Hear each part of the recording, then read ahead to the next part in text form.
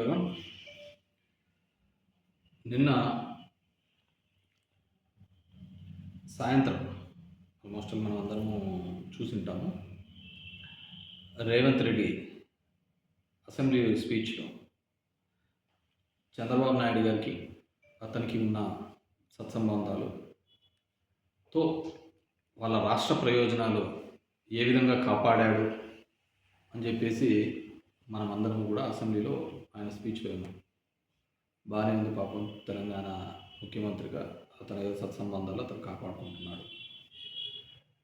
అదేవిధంగా ఆయన గురువైనటువంటి చంద్రబాబు నాయుడు గారు తన దగ్గర ఉన్న శిష్యులతో ఉన్న సత్సంబంధాలతో మన రాష్ట్రానికి కూడా ఏదో విధంగా మేలు చేసి ఉంటే బాగుండేది. ఆ మేలు కల్పించే విధంగా ఉంటే బాగుండేది. ముందు ఆయన ఏం మాట్లాడాడో సరే మొత్తంతో బయట ఉండండి. రాయలసీమ లిఫ్ట్ ఇరిగేషన్ ఆపించిన నా చరిత్ర ఇది, మీ నీతి గది. ఇవాళ నేను సూటిగా చెప్పదలుచుకున్న వేదిక నుంచి రెండు రాష్ట్రాల మధ్య మంచి వాతావరణం ఉండాలని ఇప్పటి వరకు నేను సాధించిన విజయాన్ని కూడా నేను చెప్తలేదు అధ్యక్ష. సూటిగా చంద్రబాబు నాయుడు గారికి విజ్ఞప్తి చేసిన నేను, రాయలసీమ లిఫ్ట్ ఇరిగేషన్ మీద ఆపితే మేము ఏదైనా విషయాల మీద చర్చకు వస్తాము, లేకపోతే మీతో చర్చించడానికి అవకాశం లేదు. మొట్టమొదట 3 టీఎంసీ అక్రమంగా నిర్మిస్తున్న రాయలసీమ లిఫ్ట్ ఇరిగేషన్ పనులను మీరు ఆపండి అని మేము వారిని క్లోజ్ రూమ్ లో అడిగితే మా మీద గౌరవంతో రాయలసీమ లిఫ్ట్ ఇరిగేషన్ ఆపరేషన్ అధ్యక్ష. మీరు ఈ రోజు నిజ నిర్ధారణ కమిటీని సభ నుంచి పంపించండి. పూనంనేని సాంబశివరావు గారిని, అబ్దుల్ ఓవైసీ గారిని, బీజేపీ నాగేశ్వరరెడ్డిని ఎవరిని కమిటీ చేస్తారో, ఇంక్లూడింగ్ బీఆర్ఎస్ మాజీ సాగునీటి పారుదల శాఖ మంత్రులు ఇద్దరు ఉన్నారు, చంద్రశేఖరరావు, హరీష్ రావు. వాళ్ళిద్దరు నాయకత్వాన్ని ఎవరిలోకి పెట్టి రాయలసీమ లిఫ్ట్ ఇరిగేషన్ పనులు ఆగినాయా లేదా, ఉత్తమ్ కుమార్ రెడ్డి గారు మంత్రి అయిన తర్వాత కాంగ్రెస్ అధికారంలోకి వచ్చిన తర్వాత ఆగిన వాళ్ళు నిజ నిర్ధారణ కమిటీ పంపించండి అధ్యక్ష.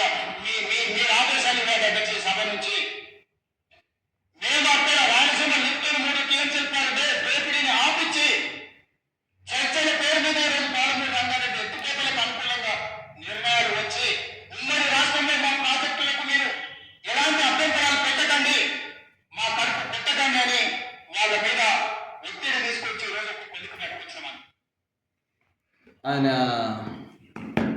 నల్లమల పులి తెలంగాణ ముఖ్యమంత్రి కాబట్టి సరే మహబూబ్ నగర్కి వాళ్ళ మంచి చెడుల కోసం ఆయన ఏదో కొట్లాడినాడు. మళ్ళీ నీకేమైంది? ఈ ప్రాంతంలో పుట్టినవాడిని, ఈ ప్రాంతం వాసిగా, రాయలసీమ ప్రాంతం వాసిగా ఇది ఏంది నాకు అర్థం కావడంలో. మీకున్న రిలేషన్స్తో ఈ రాష్ట్రాన్ని ఇప్పటికే సగం నాకిచ్చినారు, సగం దరిద్రం పట్టించినారు.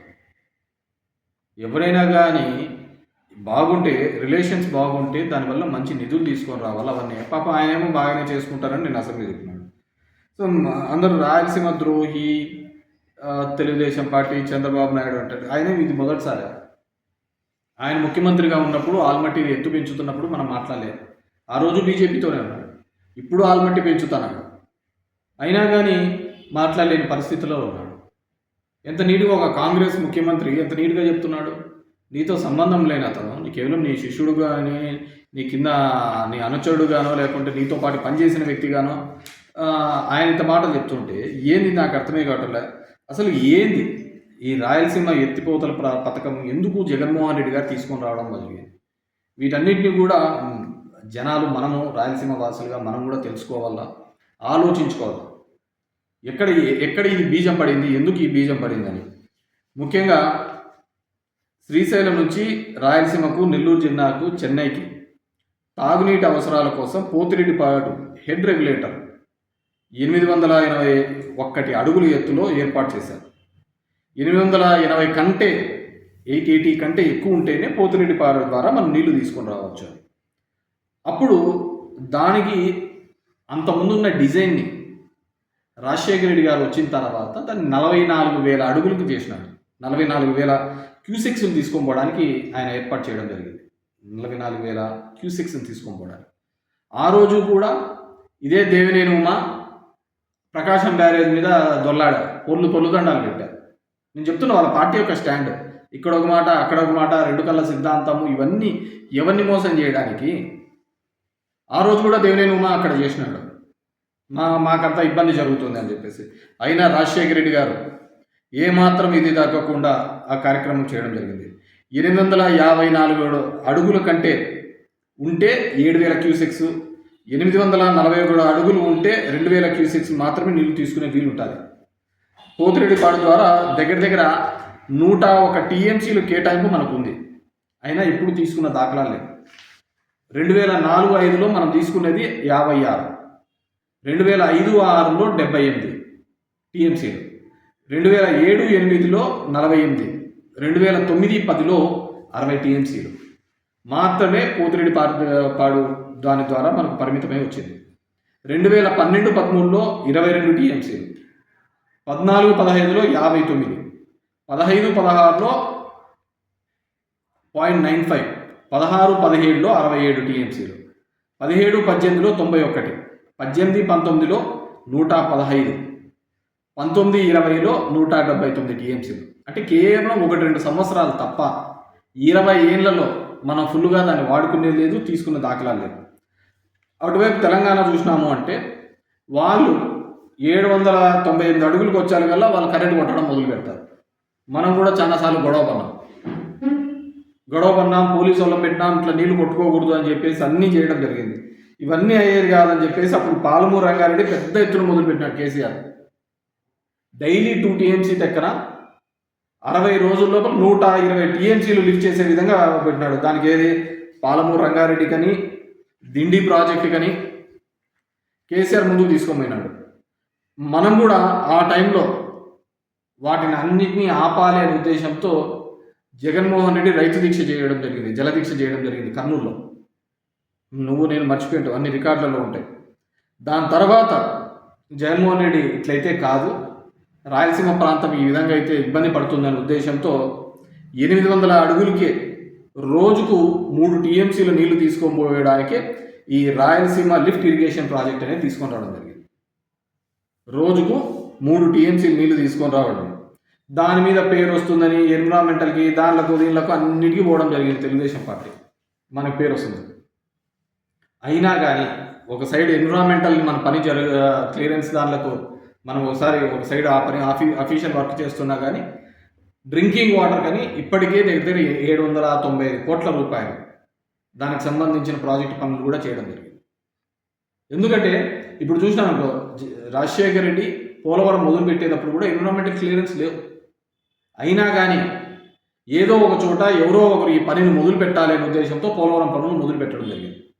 పోలవరం పనులు మొదలుపెట్టి రైట్ కెనాల్ ఈరోజు వాళ్ళు ఏదైతే పట్టిసీమ అని చెప్పుకుంటున్నారో ఆ పట్టిసీమ దానిలకు రైట్ కెనాల్ మొదలుపెట్టించినది ఎవరు? రాజశేఖర రెడ్డి కదా. దానికి కూడా అడ్డం పడుతుంది 5-6 మందితో, కొంతమంది రైతులతో ఏపిస్తుంది. దాని తర్వాత నీ గవర్నమెంట్ వచ్చిన తర్వాత ఆ రైతులు 50 లక్షలు కాంపెన్సేషన్ ఇప్పిస్తుంది.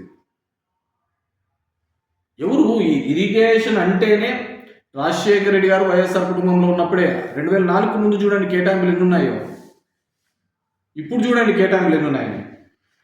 ఆ రోజు ఎన్విరాన్మెంటల్ క్లియరెన్స్ ఉంటే మొదలుపెట్టి ఈ పనులు జరుగుతుంటే ఈరోజు జరుగుతుంది ఎన్విరాన్మెంటల్ క్లియరెన్స్. ఈరోజు ఎవరు గవర్నమెంట్లో ఉన్నారు? రాయలసీమకి ఒకవేళ లిఫ్ట్కు లేదనుకోండి, ఎన్విరాన్మెంటల్ క్లియరెన్స్ మీరు తెప్పించుకోండి.